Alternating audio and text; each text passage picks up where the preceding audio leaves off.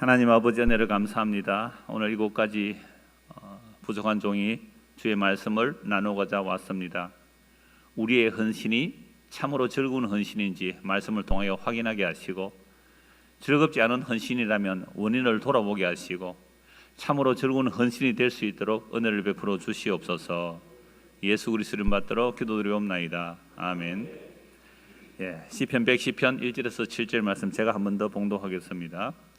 여호와께서 내 주에게 말씀하시기를 내가 네 원수들로 네 발판이 되게 하기까지 너는 내 오른쪽에 앉아 있으라 하셨도다.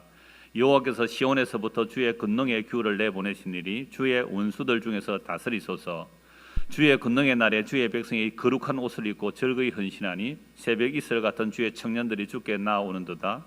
여호와는 맹세하고 변하지 아니하시리라. 이르시기를 너는 멜기세덱의 서열을 따라 영원한 제사장이라 하셨도다. 주의 오른쪽에 계신 주께서 그의 노하시는 날에 왕들을 쳐서 깨뜨리실 것이라. 문 나라를 심판하여 시체로 가득하게 하시고 여러 나라의 머리를 쳐서 깨뜨리시며 길가에 시냇물을 마심으로 그의 머리를 드시리로다. 오늘 설교 제목이 즐거운 헌신입니다. 오늘 헌신 예배하시는 여러분들은 즐겁습니까? 즐겁지 않은데 의무이기 때문에 할 수 없이 헌신합니까? 세 분만 대답을 하시네요. 우리 서효석 장로님께 한번 질문합니다. 헌신이 즐거우세요? 늘 즐거우세요? 한 번도 짜증난 적 없어요? 주님 앞에 오면 즐겁습니다. 어떤 수석 장모님 되신만 한 분신 분이에요. 제가 이렇게 헌신 예배 많이는 안 가지만 좀 가보면 교회 표정이 읽혀지거든요. 저는 박광성 목사님 좀 알아요. 옛날에 전도사 시절에 좀 아는 분이었는데, 하여튼 입구에 오면 예배 분위기가 조금 느껴지거든요. 근데 안내하시고 제가 화장실 갔다 왔다 할 때 인사하신 분들이 계세요. 표정이 밝으세요. 즐거우신 것 같긴 해요. 그런데 대부분의 오늘날 교회들이 헌신을 한다고 하는데 마지못해 억지로 하는 헌신들이 참 많아요. 가보면 좀 표가 나거든요. 근데 막 한복 입고 막 이렇게 헌신을 한다고 하는데 표정에서 억지 웃음이 나와요. 그럼 사람은 감정의 동물이라서 겉으로 웃는데 속으로 안 웃으면 표나요 안 나요? 표난단 말이에요. 그러니까 헌신한다고 하는데 즐겁지가 않아요. 즐겁지가 않아요. 그래서 오늘 제가 여러분들에게 도대체 성경에 말하는 헌신이 뭘까를 알고 정말 그 헌신을 제대로 안다면 헌신은 즐거울 수밖에 없다, 그렇게 말씀을 드리려고 합니다. 성경에서요, 한글로 헌신이라는 단어를 참 딱 4번 나와요. 많이 나와요, 적게 나와요? 헌신 예배는 많이 하는데 헌신이라는 단어는 적게 4번밖에 안 나와요. 물론 다른 의미로 헌신이 있지만, 그래서 처음 단어 헌신이라는 단어는 오늘 본문에 나오는 헌신이라는 단어하고 히브리어는 좀 달라요. 그러나 한글로 갔기 때문에 제가 간단하게 소개하겠습니다. 출애굽기 32장 29절입니다. 모세가 이르되 각 사람이 자기의 아들과 자기의 형제를 쳤으니 오늘 여호와께 헌신하게 되었느니라. 그가 오늘 너에게 복을 내리시리라. 처음 나오는 한글로 된 헌신이라는 단어가 무시무시한 헌신이에요. 칼을 가지고 어떻게 했다고요? 자기의 누구를 죽여요? 아들을 죽이고 자기의 친구를, 자기의 형제를 죽이는데 헌신했다고 합니다. 여러분, 헌신을 하면 뭐 한다고요? 자기 아들을 칼로 죽이고 자기 형제를 칼로 죽였단 말이에요. 이게 뭐라고요? 헌신이라고요. 이런 헌신을 우리가 할 수 있습니까? 이건 정말로 하나님의 영이 임하지 않으면 할 수 없는 헌신이에요. 어떻게 자기 아들을 칼로 죽여요? 어떻게 자기 형제를 칼로 죽이느냐 말이죠. 이 말씀에 이런 배경은 잘 아실 거예요. 이스라엘 백성이 어린 양의 피로 출애굽을 하죠. 시내 산 앞에서 언약을 체결합니다. 이 언약 체결이라는 것은 피 흘리면 언약 체결이거든요. 언약을 어기면 이 짐승처럼 피 흘려 죽는다는 언약 체결입니다. 하나님과 언약의 체결은 그렇게 무시무시한 언약이에요. 그런데 언약을 체결하고 모세가 그 언약의 정서를 받으러 시내산에 올라가서 40일 만에 내려옵니다. 그런데 그 시간을 못 기다려서 밑에 사람들이 뭘 하고 있어요? 우리를 애굽에서 인도하여 내고 또 우리를 약속의 땅에 들어가게 할 우리의 신을 우리를 위하여 만들어내라. 이런 우상숭배가 뭐예요? 탐심이 뭐예요? 탐심이 우상숭배인데요. 10계명에서 우상이 뭐예요? 너를 위하여 다른 신들을 만들지 말고, 그러니까 너를 위하여 바꾸면 뭐예요? 우리를 위한 신이 우상이에요. 그게 금송아지란 말이에요. 그래서 아론이 금귀걸이 뼈로 해서 그걸 만들어서 금송아지 만들어 놓고, 이 금송아지가 너희를 애굽에서 인도해야 하는 여호와 하나님이다. 40일 만에 언약을 정면으로 배반하죠. 그러면 언약을 체결할 때 뭐를 뿌려서 언약을 체결합니까? 피를 뿌리죠. 그래서 그 피를 가지고 언약서에 뿌리고 그 피를 백성들의 대표에 뿌려요. 그래서 만약에 언약을 어기면 이 짐승처럼 죽는다는 게 언약의 체결입니다. 이 무시무시한 거예요. 그런데 40일 만에 언약을 정면으로 배반하고 모세가 들고 오는 돌판이 뭐예요? 너는 나 외에 다른 신을 두지 말라. 어떤 형상도 절하지 말라. 그런데 1계명, 2계명을 바로 범하고 있잖아요. 그러면 이 돌판을 들고 산에서 내려오다가 이 돌판에 있는 그 10계명의 첫 번째, 두 번째 계명을 그대로 적용시켜버리면, 여러분 적용 좋아하죠? 그 율법을 1계명, 2계명 두 개를 딱 적용해버리면 금송아지 섬기는 자들 어떻게 됩니까? 다 죽임을 당해야 됩니다. 그래서 모세가 돌판을 어떻게 해요? 돌판을 어떻게 합니까? 이걸 깨뜨려 버렸죠. 돌판이 안 깨어졌으면 그게 다 죽어야 돼요. 돌판에 말씀이 기록되었죠. 말씀이 십자가에서 깨어지지 않으면, 예수님이 십자가에 속죄가 없으면 우리는 전부 진멸당해야 마땅합니다. 돈을 사람이 일만하게 뿌리라 그랬잖아요. 금송아지 섬기는 게 탐심의 우상숭배를 하고 있는 거예요. 나를 위한 신이라는 거죠. 그래서 모세가 돌판을 안 깨뜨렸으면 다 죽어요. 정말 모세가 목숨 걸고 기도하죠. 하나님께서 이들을 다 진멸하고 내가 새로운 민족을 일으키겠다. 주여 그리하시려면 저의 이름도 생명책에 지워주십시오. 이게 모세가 그리스도의 중보 사역을 대신하는 거죠. 그렇게 했지만 그 금송아지 앞에 먹고 마시며 뛰노는 거예요. 그러면 언약을 체결한다는 것은, 언약을 체결하면 잔치를 해요. 시내산 앞에서 언약을 체결하고 나서요, 피 뿌리고 나서 70명의 장로들이 시내산 높이는 못 올라가죠. 경계선 밑에 70명의 장로들이 하나님의 발 밑에서 뭐예요? 먹고 마셨으나 여호와 하나님께서 그들을 치시지 않았더라. 여러분, 여호와 하나님 앞에서 먹고 마시는 일, 그 거룩하신 하나님 앞에서 먹고 마시는 일, 하나님께서 치시지 않은 거예요. 거룩하신 하나님 앞에 죄인이 있으면 그냥 불태워져 죽는 겁니다. 그래서 언약을 체결했는데 40일 만에 언약을 배반하고 금송아지 앞에 언약을 체결했기 때문에 뭐 한다고요? 먹고 마시며 뛰노는 거예요. 여러분, 큰 계약을 하고 나면, 여러분들 중소기업 혹 사장님 계세요? 이래서 대기업하고 계약이 체결 딱 되었어요. 계약 체결 딱 되면 그거 계약서 받아서 뭐 해요? 중소기업 사장님이라면 여러분들 뭐 하겠어요? 계약 한 건 했다, 잔치하자, 회식하잖아요. 법화줘서 회식 안 합니까?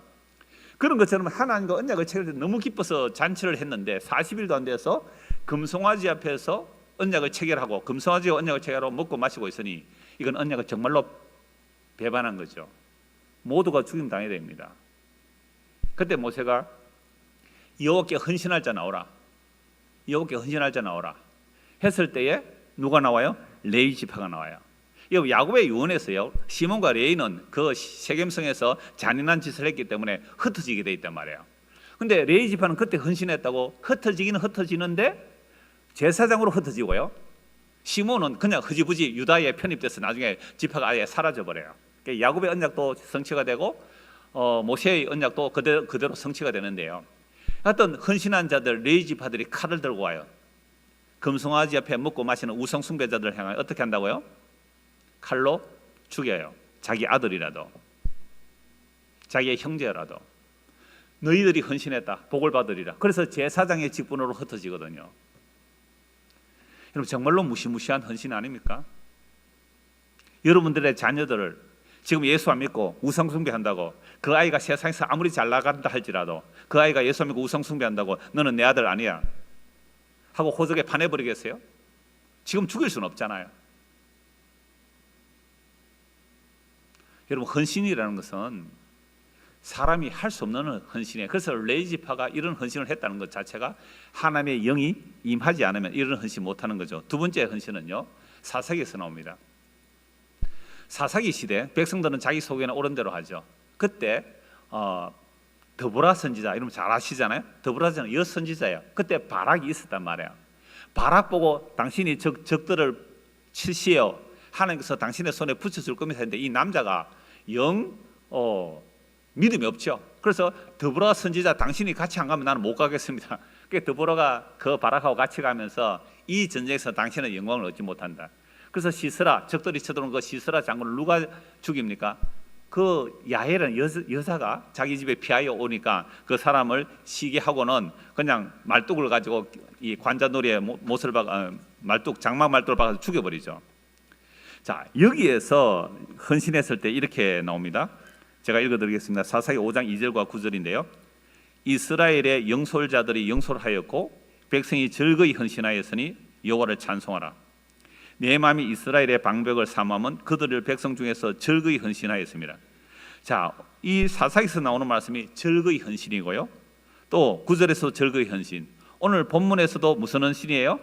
즐거이 헌신이에요. 그래서 오늘 본문 다시 보겠습니다. 시편 110편 1절에서 3절입니다. 여호와께서 내 주에게 말씀하시기를 내가 네 원수들로 네 발판이 되게 하기까지는 너는 내 오른쪽에 앉아 있으라 하셨도다. 여호와께서 시온에서부터 주의 권능의 큐를 내보내시리니 주는 원수들 중에서 다스리소서. 주의 권능의 날에 주의 백성이 거룩한 옷을 입고 즐거이 헌신하니 새벽 이슬 같은 주의 청년들이 주께 나오는도다. 여기서 즐거운 헌신이죠. 그래서 출애굽기에 헌신하는 단어하고 오늘 시편 110편에 헌신하는 단어하고는 히브리 단어는 조금 달라요. 아까 사사기에서 나오는 헌신하고는 같은 뿌리예요. 단어가 히브리 단어가 뿌리인데요. 그래서 즐거운 헌신이라고 하는데 그 헌신이라는 단어를 히브리로 찾아보면요. 히브리로 찾아보면 네다바라는 단어예요. 네다바. 히브리 말로 네다바인데요. 이 네다바라는 단어가 한글로 번역될 때는 자원한다, 자원제, 자의, 예물, 들이다, 흡족하다 뭐 이런 단어로 사용되는데요. 번역이 되는데 저는 네다바 하다가 보니까요. 여러분 네다바 하니까 우리 60대 이상 되시는 분들 네다바 하니까 무슨 단어가 생각 안 나요? 예? 네다바 하니까 네다바이 그 말씀 하셨어요? 저는 네다바이가 생각이 나더라고요. 우리 60대 이상 되시는 분들은 어릴 때에 우리 어르신들보다 일본말을 참 많이 들었거든요. 네다바이가 뭐예요? 사기치다. 일본말이거든요. 네다바이. 뭐 사전에 보면 이렇게 돼 있어요.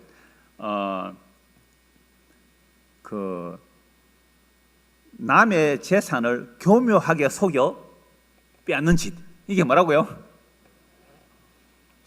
제하고 여러분하고 지금 개그 코드가 지금 안 맞아서 그런데요. 그러니까 성경에는 굉장히 워드플레이가 많아요. 그 언어유희라 그러잖아요. 성경은요 언어 유희가 굉장히 많습니다. 네가 뭘 보느냐? 예, 살구나무 가지를 봅니다. 그래, 끝이다. 그런 말씀인데 다 워드플레이를 하는 거죠. 기억이 오래 남겠죠. 네다바라는 단어가 보이니까 제가 네다바이라는 단어가 생각이 나서요. 그러니까 여러분들이 헌신을 똑바로 해야 되는데 헌신을 잘못하면 뭐 당해요? 네다바이 당합니다. 사기 당한단 말이에요. 여러분 세상에서 사기꾼에게 사기당하면 재산상의 손해가 나오는데요. 이단에게 사기당하면 뭐예요? 영혼의 사냥을 당합니다. 그러니까 네다바 하기 전에 뭘 알아야 돼요? 진짜 네다바, 진짜 헌신이 뭔지를 알아야 돼요. 저희 삼촌이 수정동에 살았거든요. 지금 돌아가셨는데 그 수정동에 제법 큰 교회당이었어요. 어느 교회당 이름은 제가 말씀 안 드리겠는데 지금도 제법 큰 교회당으로 있어요. 그게 이제 안수 집사님으로 일단 돌아가셨는데 제가 밀양에서 부산에 이제 방학 때 수정동에 놀러 오면요, 그 교회 가서 예배도 드리고 했던 기억이 나요. 자, 그런데 제가 어릴 때 들은 이야기 아직도 생생해요. 제가 이 자천동교회, 지금은 이름이 바뀌어서 제자로 교회인데요. 여기 오니까 가까운 동네 아니에요. 아마 여러분들도 소문 들었을지 모르는데 그 교회 어릴 때 제가 소문을 들었어요. 어떤 집사가 교회에 와서 헌신을 하는데 너무너무 잘하더래요. 너무너무 잘해요. 얼마 안 가서 완전 교인들에게 신임을 얻고 담임 목사님들 신임을 얻고요. 자, 그렇게 신뢰를 얻어놓고는 개를 조직하더래요. 개를. 그러면 그 당시 개 하는 거 알잖아요. 어려운 형편에 은행에 돈 빌릴 수도 없으니까 개를 해서 1번으로 타면 이자를 많이 내야 돼요. 2번 타면요, 3번 타면 이렇게 개를 쭉 모아놓고는요, 세상에 오야가 도망갔대요. 뭐 해놓고? 헌신해서 교회에서 신임을 받아놓고 개돈 먹고 날랐대요. 제가 어릴 때 그거 기억이 나더라고요. 뭐 여기 제자로교회는 안 그렇겠죠? 그런데 올해 4월입니다. 올 4월달 신문의 뉴스 아마 여러분도 보셨을 텐데요. 서울 강남구 역삼동 유명 교회에 신모 집사는, 제가 이거 뉴스를 그대로 읽어드릴게요. 신모 집사는 독실하기로 이름난 신자였다. 2000년대부터 교회에 나온 신 씨는 매일 새벽 기도를 거르지 않았고 온갖 봉사활동을 도맡았다. 그러면서 신도들의 신망을 얻었다. 신 씨의 직업은 대부업자였다. 2016년 1월부터 신도들에게 내게 돈을 투자하면 크게 불려주겠다라고 권유했다. 신도들이 돈을 내면 기업들의 긴급 자금을 대부하거나 정치 자금을 세탁하는 식으로 불리디, 세상에 교회에서 이런 일을 하면 돼요, 안 돼요? 돈을 세탁하는 일을 한다 그랬어요. 그런데 거기에 투자를 한 교인들도 정신 빠진 교인들 아닙니까? 식으로 불리디 그 이익금을 나눠주겠다는 취지였다. 신 씨는 최고급 주상복합 아파트에 살고 명품 백 등을 걸치고 다녔고 교회에 돈 들어갈 일이 있으면 척척 계획을 내놓았는데 그런 신 씨를 신도들은 의심치 않았다. 독실하게 신앙생활을 하는 데다 돈까지 많다는 게 신 씨에 대한 신도의 사회 세평이었다. 일부 신도들은 신 씨가 대부나 투자 대상 기업의 이름이나 정치인의 이름을 대지 않았다는 점을 의심했지만 그럴 때마다 신 씨는 하나님이 고수익을 보장한다, 기도의 힘을 믿으라 라고 달랬다. 투자 유치 초기엔 약속한 날에 약정 이익금을 꼬박꼬박 돌려준 것도 신뢰를 이어가는 데 주요했다. 신도들에게 끌어모은 투자금을 날로 커져만 갔다. 그러다 결국 얼마를 사기쳤어요? 500억. 뉴스 안 보셨어요? 여러분들 거룩하셔서 말씀과 기도에 전문하니까 세상 뉴스를 안 보시네요. 이 사람이 교회 와서 뭐 했어요? 헌신을, 반주도 열심히 하고요, 목돈도 툭툭 내놓고요, 모든 명품 걸치고 오죠. 정말 부자라고. 그래서 투자를 있는 돈 없는 돈, 서울에 그 강남도 부자들 많이 살잖아요. 무려 500억을 사기쳤어요. 그 사람의 무엇을 보고? 헌신하는 것을 보고. 그래서 제가 헌신이라는 이 내다바라는 단어를 보면서 내다바이가 생각난 것이요, 우연이 아니었어요. 우리가 잘못 헌신하면요 정말로 재산상의 손해가 아니에요. 영혼의 사기를 당하면요 얼마나 비참하겠어요. 우리 주님 말씀하셨죠? 주여 주여 하면서 주의 이름으로 선지자 노릇하고 주의 이름으로 능력을 행하고 주의 이름으로 표적과 기적을 행하고 주의 이름으로 엄청난 하나님의 일을 했다 그러는데 주님 오시는 그날에 나는 너를 도무지 모르겠노라. 여러분, 이런 낭패가 어디 있습니까? 이런 낭패가 어디 있어요? 여기 이제 중학교 동창이 있어서 이런 얘기 또 하나 할게요. 제가 오래 전에 벌초를 하고 있었는데 우리 중학교 동창이 우리 산소 위에 산소가 있어서 벌초로 올라온 거예요. 저를 알아보고 어이 네 장호 아이가? 우리끼리 요서가 익합니다. 장호 아이가 그래. 맞다. 그 네 목사라며. 내 목사다. 지는 장로래요. 교인은 몇 명 되나? 장로가 목사를 만났으면 교인이 몇 명 되느냐고 묻는 게 아니라 복음을 잘 전합니까? 이래 물어야 되잖아요. 우리 서현석 장로님은 교인 몇 명 안 물었어요. 그 당시에 제가 한 150명쯤 될 거다 그랬는데요. 지금은 200~300명 됩니다. 그러면서 뭐라고 했는지 아세요? 150명쯤 될 거다라고 하면서 그런데 인터넷으로 듣는 사람은 한 6,000명 넘는다? 몇 명요? 지금은 7,700명 넘어요. 유튜브라니까요. 제가 왜 이 말씀을 드리는지 하면 인간은요 이미 아담의 허리에 속하여 선악과를 따먹고 난 이후에 자기 이름의 영광을 포기한 적이 한 번도 없습니다. 우리는 헌신을 할지라도 그 헌신함의 대가를 노립니까 안 노립니까?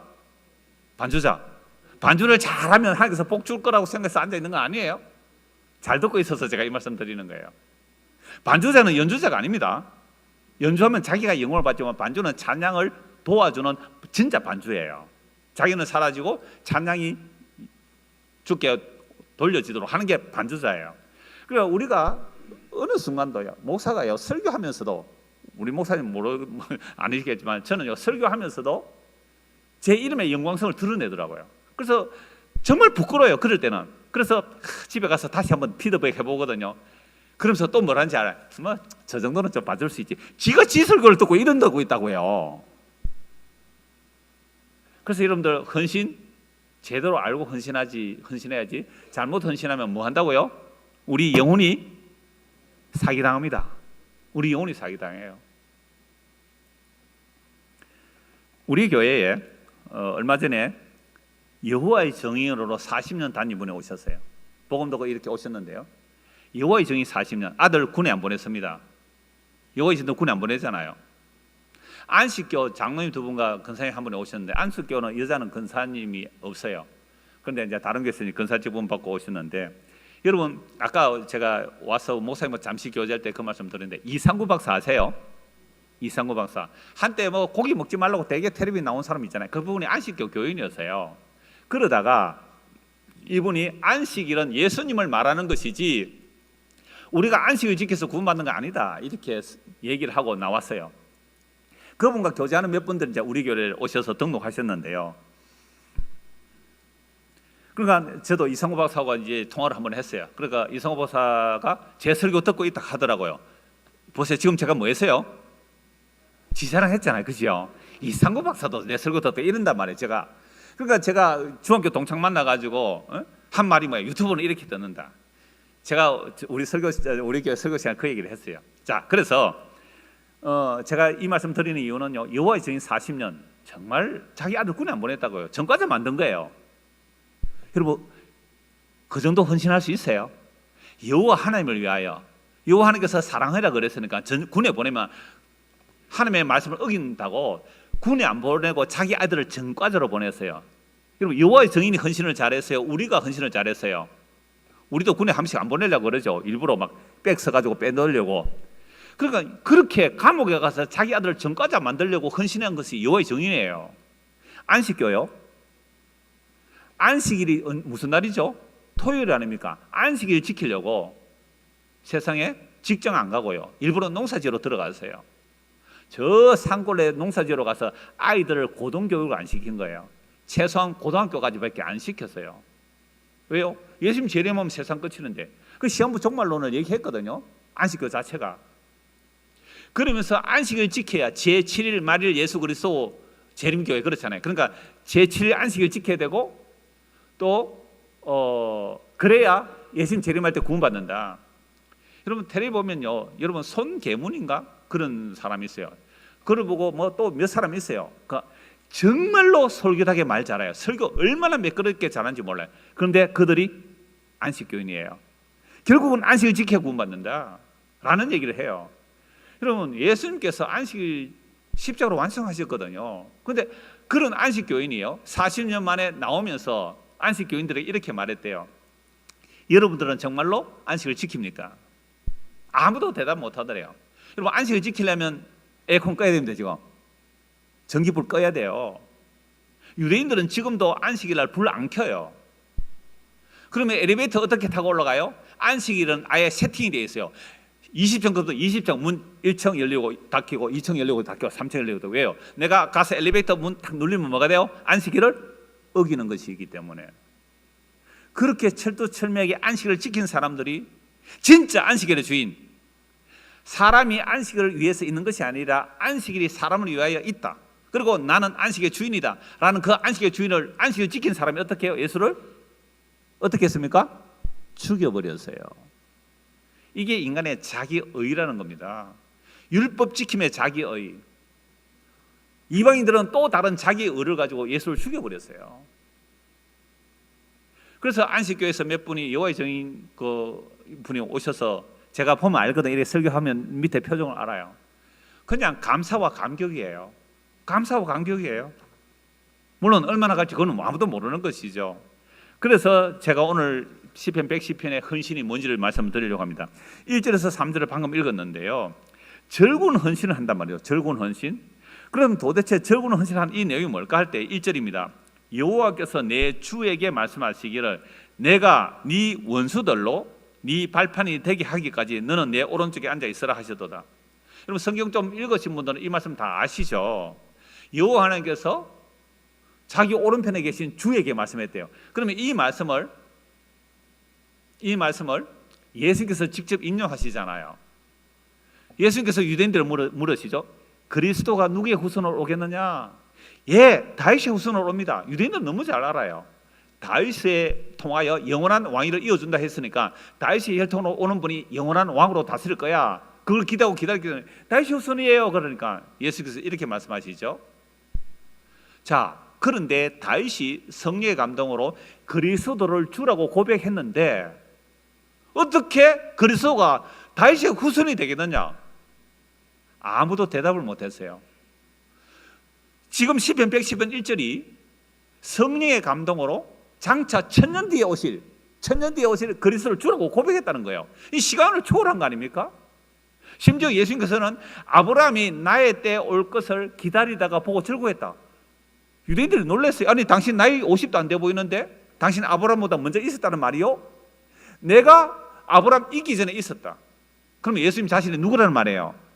아브라함을 창조하신 하나님이고 모세를 창조하신 하나님이라는 뜻이잖아요. 그래서 예수님은 자기 이름을 나다라고 할 때 에고에임이라 그래요. 이 말은 히브리어에서 여호와라는 말이거든요. 나는 스스로 있는 자다. 모세가 여호와의 이름을 물었을 때 나는 스스로 있는 자다, 여호와라는 그 말을 내가 바로 그다라고 해버리죠. 그러니까 유대인들은요, 여호와는 한 분 하나님뿐이니까 이 예수를 신성모독으로 여기고 바로 돌로 쳐서 죽이려고 했어요. 그러다 결국 예수를 십자가에 못 박아 죽이죠. 안식을 지킨 자들이, 율법의 의로는 흠이 없다는 자들이 예수를 죽였다는 거예요. 그래서 진짜 헌신을 누가 하느냐 이 말입니다. 시편 110편 전쟁의 개념이에요. 그래서 이 주께서 내주게 이 예수님께서 말씀하시고요, 정말 예수님 십자가에 죽으시고 부활 성천하셔서 성령을 보내시자 성령의 임한 사도들이 다 이 말씀을 인용해요. 그래서 시편 110편 1절이 신약에서 엄청나게 많이 인용이 됩니다. 예수께서 전에 마태복음 22장에서 말씀하셨고요, 누가복음, 마가복음에서 다 나옵니다. 그리고 신약에서 사도행전 2장, 고린도전서 15장, 히브리서 1장 이런 부분에 계속 이 말씀이 나오거든요. 그러니까 예수님께서 지금 하늘 보좌 우편에 계시는 것을 천년 뒤에 올 그 그리스도를 다시 내다보고 고백했다. 이게 성령의 감동이에요. 그럼 성령이 임하면요, 구약의 성도나 신약의 성도나 예수님의 십자가에서 무슨 일을 이루는지 그걸 알고 믿는 거예요. 그래서 예수님께서는 모든 성경은 나에 대하여 증거한다. 예수님을 증거하죠. 이게 성경으로 예수님을 증거해야 돼요. 그게 하나님의 말씀으로 예수님을 증거하는 거란 말이에요. 여러분들 전도하는 것도 뭐예요? 성경으로 예수가 그리스도를 증거하는 거예요. 어떤 예수요? 너희가 십자가 못 박아 죽인 그 예수를 하나님이 주와 그리스도가 되게 하셨다. 지금 만왕의 왕으로 만주의 주로 통치하고 계실 때 그게 눈에는 안 보인다. 그래서 기록된 계시 말씀을 우리를 알려주신다. 그래서 회개하고 예수 믿으라, 이걸 전하는 게 전도잖아요. 그래서 이 말씀이 시대에 엄청나게 많이 나와요. 자, 그래서 3절 보십시오. 주의 권능의 날에, 이 권능의 날이 뭐래요? 주께서 주의 우편에 앉아 계시는 그 권능의 날이죠. 십자가로 원수들을 깨뜨려버리고 마귀를 권세를 깨뜨려버리고 부활 성천하셔서 주의 오른편에 앉아 있을 그때에, 주의 권능의 날에 주의 백성이 무슨 옷을 입고요? 거룩한 옷을 입고 즐거이 헌신하니 새벽 이슬 같은 주의 청년들이 주께 나오는도다. 오늘 1, 2, 3 남전도의 여러분들, 또 우리 성도님 여러분들, 우리가 하나님 앞에 헌신할 수 있다는 것은요, 우리 스스로 헌신할 수 없는 자들이에요. 여호와의 전쟁에서 참으로 헌신한 그분에 의하여 우리가 구속함을 입었을 때에 즐거운 헌신이 나오는 것이지, 구속함 없이 헌신은 나올 수 없는 거예요. 그래서 아까 더불어와 이야기도요, 헌신이라는 단어는 전쟁 개념이에요. 최초의 헌신 개념부터 여호와의 전쟁 개념이에요. 금송아지 섬기는 사람들 칼로 가서 죽였단 말이에요. 이게 헌신이에요. 더불어 그 시스라 죽이는 그 전쟁이에요. 시편 110편 전쟁의 개념이에요. 이런 전쟁을 멜기세덱을 얘기합니다. 4절 보세요. 여호와는 맹세하고 변하지 아니하시리라. 이르시기를 너는 멜기세덱의 서열을 따라 영원한 제사장이라 하셨도다. 주의 오른쪽에 계신 주께서, 주의 오른쪽에 계신 주래요. 주님이 벌써 두 분이에요. 그의 노하시는 날에 왕들을 쳐서 깨뜨리실 것이라. 뭔가 전쟁 개념이 일어나죠. 전쟁의 느낌이죠. 문 나라를 심판하여 시체로 가득하게 하시고 여러 나라의 머리를 쳐서 깨뜨리시며 길가의 시냇물을 마심으로 그의 머리를 드시리로다. 결국 여호와의 전쟁을 하러 어떤 분이 오세요? 그분이 그리스도예요. 그분이 메시아란 말이죠. 여호와의 전쟁을 하러 오시는데 주께서 내 주에게라는 이 오른쪽에 계시는 그 주님에 대한 내용을요, 성경은 너무너무 많이 인용해요. 그리고 멜기세덱의 반차도 엄청나게 많이 말씀을 해요. 제가 한 곳만 읽어드리겠습니다. 히브리서 5장 6절에서 10절 말씀입니다. 또한 이와 같이 다른 데서 말씀하시되 네가 영원히 멜기세덱의 반차를 따르는 제사장이라 하셨으니 그는 육체에 계실 때에 자기를 죽음에서 너희 구원하실 이에게 심한 통곡과 눈물로 간구와 소원을 올렸고 그의 경건하심으로 말미암아 들으심을 얻었느니라. 그가 아들이시면서도 받으신 고난으로 순종함을 배워서 온전하게 되셨은즉 자기에게 순종하는 모든 자에게 영원한 구원의 근원이 되시고 하나님께 멜기세덱의 반차를 따른 대제사장이라 칭하심을 받으셨느니라. 지금 시편 110편 1절과 3절 그리고 뒷부분 주께서 내 주에게 그분이 멜기세덱의 반차를 따라 오신 영원한 대제사장이라고 말씀합니다. 이분이 누구세요? 예수 그리스도죠. 그러면 구약의 아브라함이 자기 조카 롯을 구해올 때에 누가 와서 영접합니까? 멜기세덱이 떡과 포도주를 마련하고 영접하고 있잖아요. 그분이 장초실 글씨의 모형으로 그때 나타나신 거예요. 그럼 아브라함 누구 본 거예요? 멜기세덱을 봤잖아요. 그분이 장초실 누구라고요? 예수 그리스도예요. 그러니까 다윗이 주라고 고백한 아브라함이 멜기세덱 축복을 받아 그 멜기세덱의 반차를 따라오신 분, 다윗이 주라고 고백하신 그분이 누구라고요? 십자가 지신 예수예요. 여러분 2000년 전에 십자가는요 전혀 종교적 이미지가 없어요. 2000년 전에 십자가는요 오늘 예배당 꼭대기에 십자가 달아놓고 이 예배당에다 표시를 하잖아요. 2000년 전에 십자가는요 다시는 로마를 향하여 반역하지 못하게 하려고 정말 빨가벗겨서 가장 수치스럽고 치욕스러운 죽음이거든요. 종교적 색채가 없어요. 가장 흉측하고 끔찍한 처형의 십자가거든요. 그리고 유대인들은요 나무에 달려 죽은 자는 무슨 죽음이에요? 저주받아 죽은 죽음이잖아요. 신명기 22장 23절에 유대인들은 너무 잘 알아요. 예수가 어디에 죽었어요? 나무에 달려 죽었잖아요. 저주받아 죽은 죽음이다. 침을 뱉고요 고개를 돌리시면 다 도망갔어요. 이방인들이 볼 때도 그 미래고 우리승의 십자가잖아요. 근데 그 십자가에 죽은 예수가 주와 그리스도가 되셨대요. 원수의 머리를 깨뜨려 버렸대요. 그래서 성령한 사도들은 너희가 죽인 예수를 하나님이 주와 그리스도가 되게 하셨다. 이건요 안전해야 복음이 전해져요. 우리식으로 말하면 어떤 사람이 이러면 전도하는데 여러분들이 나는 예수 믿고요 집이 안이 망했어요. 나는 예수 믿고요 가난해졌어요. 나 예수 믿고 병들었어요. 이렇게 하면 전도가 될까요 안 될까요? 이러면 전도가 안 된다 그래요 사람들이. 아니에요. 여러분 룻을 잘 아시잖아요. 룻 자기 시아버지 시어머니 나오미 시아버지 죽었고요 자기 남편 죽었고 자기 동생 남편 죽었어요. 그러니까 나오미가 하는 말이 뭐예요? 하나님께서 나를 치셨다. 하나님 나를 치셔서 세상에 과부만 3명 남았네요. 근데 그 룻이 하나님을 어떻게 했어요? 하나님을 어머니의 하나님이 나의 하나님이 되고 어머니의 백성이 나의 백성이 되겠습니다. 죽음 외에는 어머니와 나 사이를 갈라놓을 수 없습니다. 세상에 여러분 전도할 때 이렇게 전도하면 예수 믿을 사람 있을까요? 룻 보세요. 시아버지가 죽었고 동서 남편이 죽었고 자기 남편도 죽었는데 과부만 3명 있어요. 그런데 그렇게 하신 여호와 하나님을 믿었단 말이에요. 그게 사람에게서 나올 수 없는 믿음이에요. 이걸 무슨 믿음이라 그래요? 은혜의 선물이다. 너희의 믿음은 너희에서 나온 것이 아니라 은혜의 선물. 그걸 뭐 누구도 자랑치 못하는 거잖아요. 이런 놀라운 믿음을 누가 주시는 거예요? 주께서 내 주에게 하늘 보좌 우편에 계신 지금 예수 그리스도 십자가에 죽은 그분이 그 주와 그리스도가 되셨다는 것을 2000년 뒤에 오실 그 그리스도를 아브라함이 보았고 1000년 뒤에 오실 그 그리스도를 아브라함이 보았단 말이야. 오늘 우리는 십자가로부터 2000년 뒤의 사람이에요. 그런데 2000년 전에 십자가에 죽었죠 예수님께서. 그때 어디 있었어요? 반주자님? 세상에 없었잖아요. 그죠? 없었잖아요. 그런데 오늘 우리가 2000년 전에 그 예수를 믿으래요. 이건 베드로전서 1장 10절 11절에 보면 그리스도의 영입니다. 그리스도의 영, 성령이 아니고서는 아브라함도 다윗도 오늘 우리도 예수를 믿을 수가 없잖아요. 그래서 진짜 헌신은 누가 하셨어요? 예수님이 하셨어요. 그 말씀을 오늘 좀 살펴보려고 해요. 마태복음 20장 28절입니다. 안 찾으시도 제가 읽어드릴게요. 마태복음 20장 28절 인자가 온 것은 섬김을 받으려 함이 아니라 도리어 섬기려 하고 자기 목숨을 많은 사람의 대속물로 주려 함이라. 예수님이 이 땅에 왜 오셨다고요? 우리의 섬김을 받으려고 오셨어요? 우리를 섬겨주려고 오셨어요? 그러니까 절구운 헌신은 누가 하셨어요? 예수님이 하셨어요. 진짜 즐거운 헌신은 예수님이 하셨어요. 그래서 우리가 예수님을 잘 섬겨드리는 게 뭘까요? 예수님을 잘 섬겨드리는 것, 예수님을 잘 헌신하는 게 뭘까요? 제가 신방 가면요, 막 밥하고 밥솥에 칙칙칙칙 돌아가고요. 밥솥 찌짐 굽다가 또 뭐 오고요. 막 국 넘치고 막 저 뭐 하려고 그래, 저를 대접하려고. 제가 몇 번 말하니까 요즘은 안 그럽니다. 아예 안 준비 안 하죠, 그런 걸.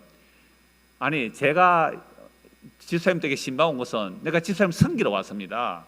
집사님이 저를 섬겨주시는 것은 밥하려고 치우치지 말고 제가 전하는 이 복음의 말씀을 잘 들어주십시오. 이 말씀을 잘 들어주시는 게 저를 뭐 하는 거다고요? 섬겨주는 겁니다. 그럼 예수님께서 여러분을 섬기러 오셨어요. 예수님 여러분을 섬기러 오셨어요. 그럼 예수님 날 뭐 해달라고 해야 돼요? 섬겨주세요. 예수님 섬겨주세요. 이게 예수님을 뭐 하는 거예요? 섬겨드리는 거고 대접하는 거 아니에요. 다시 말씀드릴까요? 마태복음 20장 28절, 예수님이 오신 이유는 뭐라고요? 섬김을 받으러 온 게 아니고 도리어 섬기라고 자기 목숨을 많은 사람의 대속으로 주려 합니다. 이게 즐거운 헌신을 예수님이 하신단 말이에요. 그럼 예수님의 섬김이 어떤 모습으로 나타나는가? 빌립보서 2장 5절에서 8절입니다. 너희 안에 이 마음을 품어라. 곧 그리스도 예수의 마음이니 그는 근본 하나님의 그 본체시나 하나님과 동등됨을 취할 것으로 여기지 아니하시고 오히려 자기를 비워 종의 형체를 가지사 사람들과 같이 되셨고 사람의 모양으로 나타나사 자기를 낮추시고 죽기까지 복종하셨으니 곧 십자가의 죽음이라. 그럼 예수님이 이 땅에 오신 이유는 예수님이 자기 뜻을 이루러 오신 게 아니에요.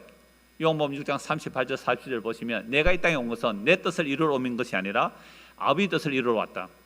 아버지 뜻은 나에게 주신 자를 내가 하나도 잃어버리지 않고 다 찾아 아버지께 돌려드리는 것이다. 그게 예수님의 십자가 죽음이에요. 그러니까 예수님이 헌신함으로 십자가에서 다 이뤘다는 헌신으로 자기 피를 뿌려 아담으로부터 예수님 십자가 때까지 하나님께서 맡겨주신 자들 그 피를 뿌려 하늘에 올리시는 거예요. 아브라함과 다윗도 모형으로 짐승의 피를 흘렸지만 그 피는 장초식 그리스도의 피거든요. 결국 예수님의 피를 뿌려서 아담으로부터 예수님 십자가 때까지 그 구약의 백성들을 그 십자가의 피 뿌림으로 죄를 용서하시고 하늘에 올리시는 일을 주님이 하시는 거예요. 이게 헌신이에요. 예수님의 헌신이에요. 십자가로부터 그 완성된 십자가의 복음으로 재림할 때까지 이 복음이 선포되어서 이 복음을 듣고 믿는 자들은 역시 예수의 피 뿌림으로 그리스도 안에서 하늘에 앉히시는 거예요. 에베소서 1장 말씀에 보면 하나님의 강력한 능력으로 일하심이, 오늘 오전에도 제가 우리 교회에서 설교하고 왔는데요, 에베소 1장에서 하나님의 강력한 능력이 뭐예요? 십자가의 죽음과 부활과 성천이에요. 그런데 에베소 2장에 보면 우리를 함께 살리시고 함께 하늘에 앉히셨다. 허물과 죄로 죽은 우리에게로 하나님이 사람이 되어 예수 그리스도가 참된 헌신을 하여 우리의 죽음 안으로 오셨어요. 우리의 죽음 안으로.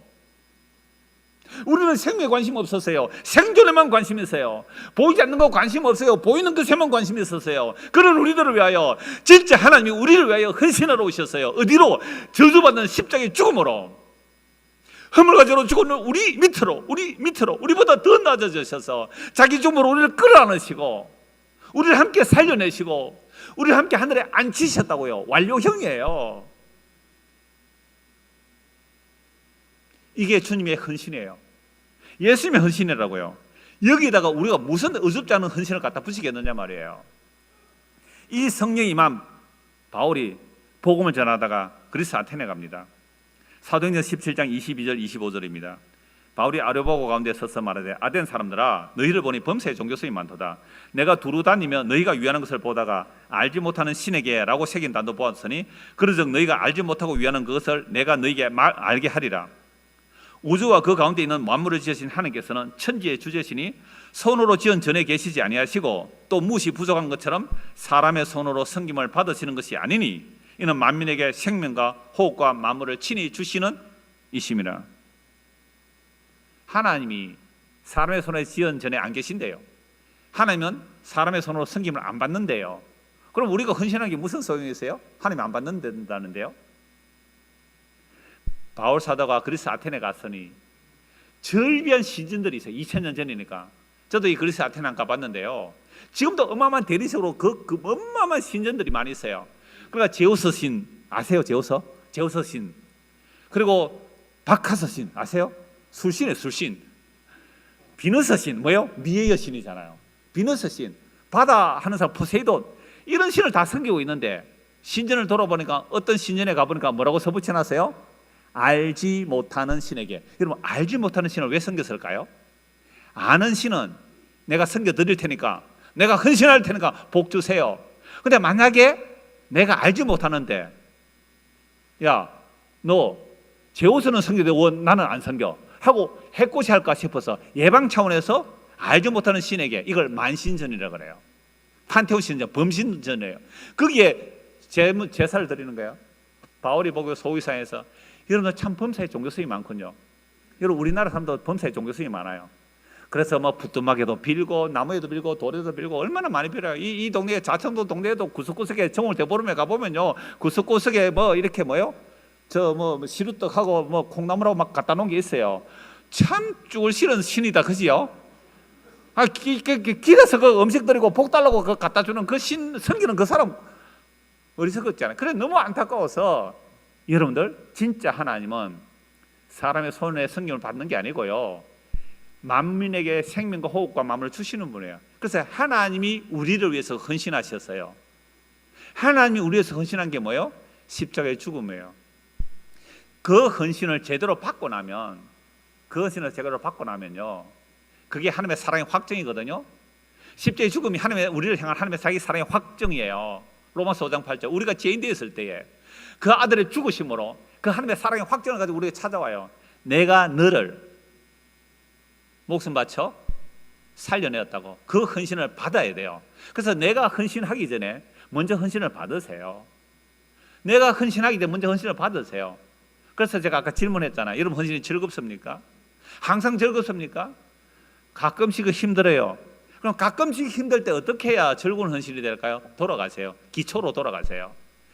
주께서 나를 헌신하여 주신, 십자가 펴려서 나를 헌신해 주신 그 헌신을 받으세요.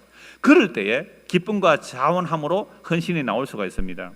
그래서 바울 사도는 이렇게 말해요. 어떤 사도보다 더 많이 헌신했잖아요. 그때 이렇게 말합니다. 고린도전서 15장 10절입니다.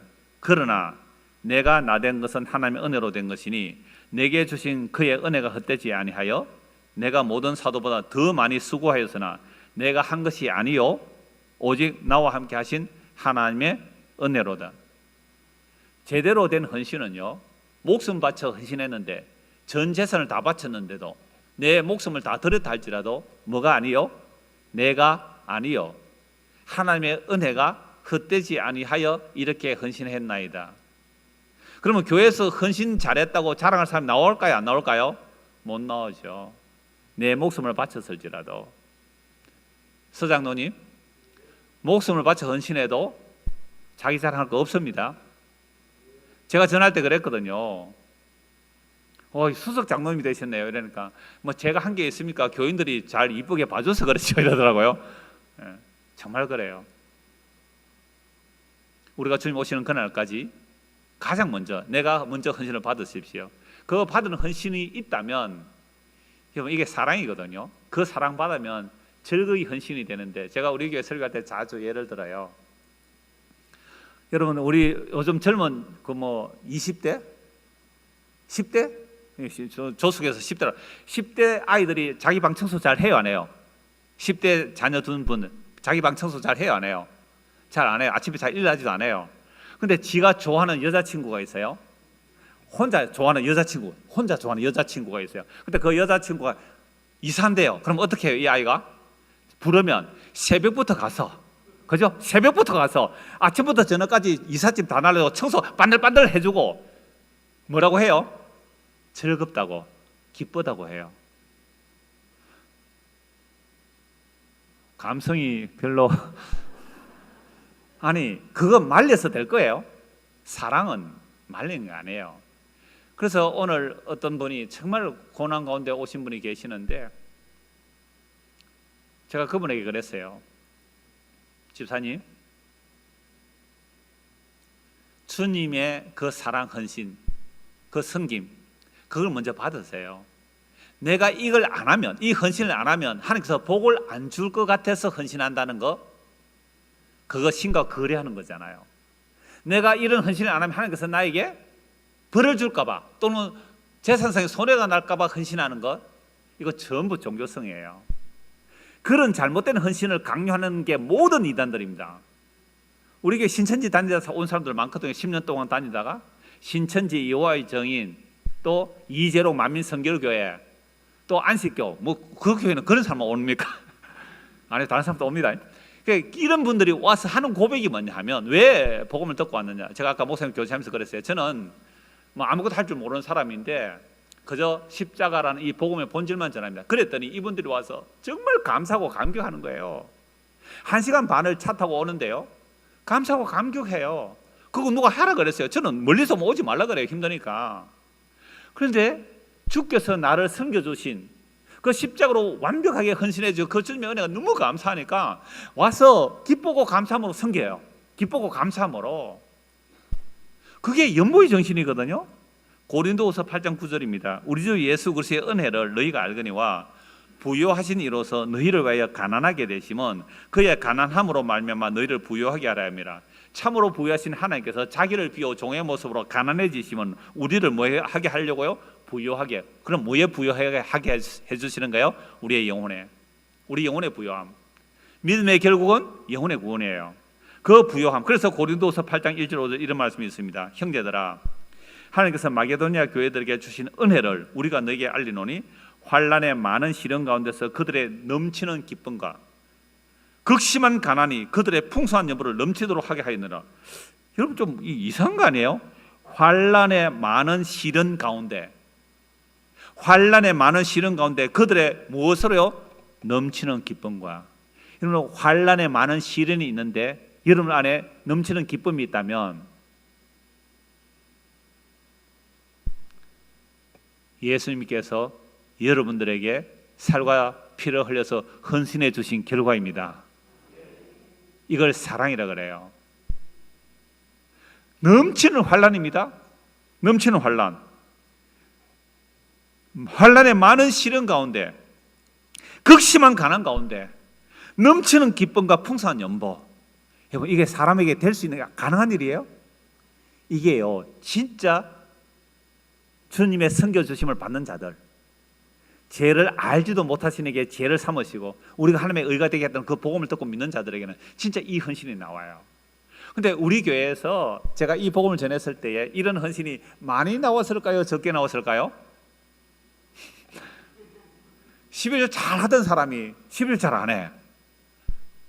왜 그랬을까요? 안 해도 벌 받는 거 아니라고요. 그러면 그동안 11조 한 거는 뭐예요?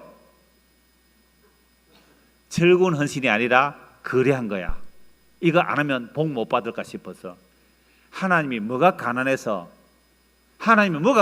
여러분의 주머니에 그 아까운 돈을 달라고 하겠어요?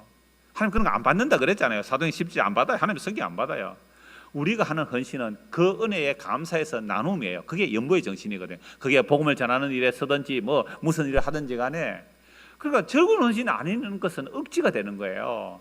그래서 헌신하시는 여러분들, 힘들고 피곤하시면 먼저 뭘 해야 돼요? 그래, 억지로 참고 헌신해야지. 내 이 헌신 안 하면 내가 복 못 받을 거야. 이 헌신 안 하면 내가 저주 받을 거야. 그런 식의 헌신 자체가 성경에 없어요. 하나님이 진짜 우리에서 헌신해 주신 그 헌신을 받으면 환난의 많은 시련 가운데서 그들의 넘치는 기쁨과 극심한 가난이 그들의 풍성한 연보를 넘치도록 하게 하였느니라. 내가 증언하노니 그들이 힘대로 할 뿐 아니라 힘에 지나도록 자원하여 가난하면 안 해도 됩니다라고 하는데, 아니에요. 우리도 예루살렘 교회, 가난한 교회 연보하는 일에, 구제하는 일에 우리도 끼워주세요. 자원하여 이 은혜와 성도 섬기는 일에 참여함에 대하여 우리에게 간절히 구하니, 제발. 아니, 당신 지금 전세 사는데 다른 사람 다 집에서도 그렇게 헌신 안 하는데 전세 사는데 그렇게 헌신 안 해도 돼요 하니까, 아니요, 제발 나도 그 연보에 좀 끼워주세요. 간절히 구했다니까. 간절히. 이게 뭐예요? 진짜 헌신을 받은 자들이 나오는 즐거운 헌신이잖아요. 그래서 저는 이런 헌신 하라 그래요. 억지로는 절대 하지 마라. 연말 되면 꼭 교사들이, 목사님 올해는 좀 쉬겠습니다, 예, 알았습니다 하면 너무 냉정하니까 한 주간 기도해 보세요. 한 주간 뒤에 또 그래요. 그만두세요. 찬양 때 그만두세요. 그런 헌신 받지도 않아요. 먼저 주님의 헌신 받으세요. 제가 이걸 전하죠. 그래서 나온 결론이 이거예요. 우리가 바라던 것뿐 아니라 그들이 먼저 자신을 주께 드리고, 이게 헌신이잖아요. 또 하나님의 뜻을 따라 우리에게 자신을 주셨다. 이게 진짜 아름다운 헌신이에요. 그래서 먼저 우리가 주님을 섬기기 전에 아까 찬송 90장 우리가 주님을 사랑한 게 아니고 주님께서 우리를 먼저 사랑하셨어요. 그 사랑이 뭐라고요? 십자가에서 살을 찌고 피를 흘려주시는 진짜 헌신. 그 예수님의 헌신을 받음으로 그 은혜가 감사하여 너무나 자연스럽고 너무나 기쁨에 넘쳐 세상의 조건을 초월하는 그 아름다운 헌신들이, 즐거운 헌신들이 우리 모든 남전도 회원들과 우리 제자로교회 이 땅의 교회들 안에 진짜 이 아름다운 헌신들이 나오기를 간절히 소원합니다. 기도하겠습니다. 하나님 아버지, 우리는 허물과 죄로 죽었습니다. 허물과 죄로 죽은 우리 안으로 하나님이 사람이 되어 진짜 헌신을 살찌고 피 흘려서 헌신하여 주셔서 우리를 그리스도의 몸으로 불러내셨습니다. 이 사랑을 받고 나니 너무너무 감사하고 기뻐서 자원과 감사함으로 주를 섬겨온 것이 성경의 헌신입니다. 이 즐거운 헌신들이 우리 제자로 교회 안에도 이 땅의 교회들 안에도 풍성해지도록 은혜를 베풀어 주옵소서. 예수 그리스도 이름 받들어 기도드리옵나이다. 아멘.